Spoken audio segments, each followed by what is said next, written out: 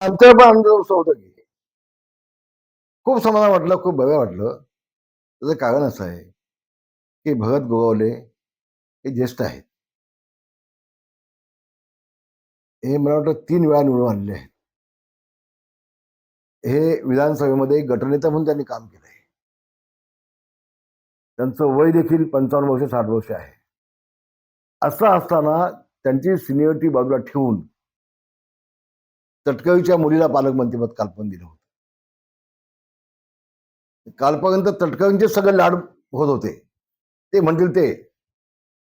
ते खासदार, मुलगी मंत्री, मुलगी पालकमंत्री, ज्येष्ठ गोगावले बाहेर बाजूला, मुलींना झेंडावंदन करायचं, गोगावलेंनी फक्त बाजूला बघून.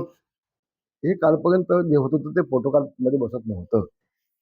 पण आज सन्माननीय मुख्यमंत्र्यांचे, एकनाथजी शिंदे यांचे, आमच्या ताई पवारताईंचे मी मनापासून आभार मानतो.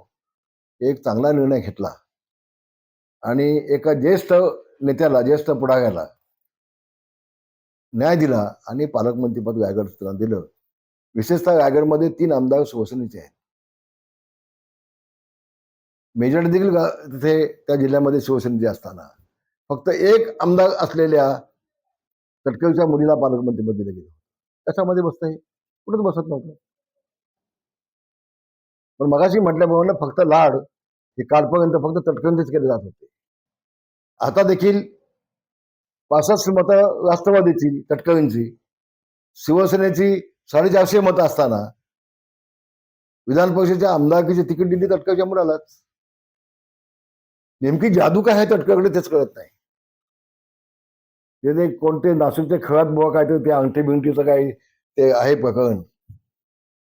तिथलाच हा भाग आहे की काय असा संशय मनामध्ये येतोय तटकळींच्या बाबतीमध्ये. आता असं कसं करू शकतो मला सांगा ना? ज्या शिवसेनेकडे 450 मतं आहेत, आमदार आमच्याकडे आहेत, पंचायत समिती आमच्याकडे आहेत, जिल्हा परिषदेची मेजॉरिटी आमची आहे. असं असताना पुन्हा तटकळीच्या मुलाकडे आमदारकी जाते. असं नाही काय की काहीतरी जादू असल्याशिवाय होत नाही, लिंबू शिंबू काहीतरी असल्याशिवाय होत नाही.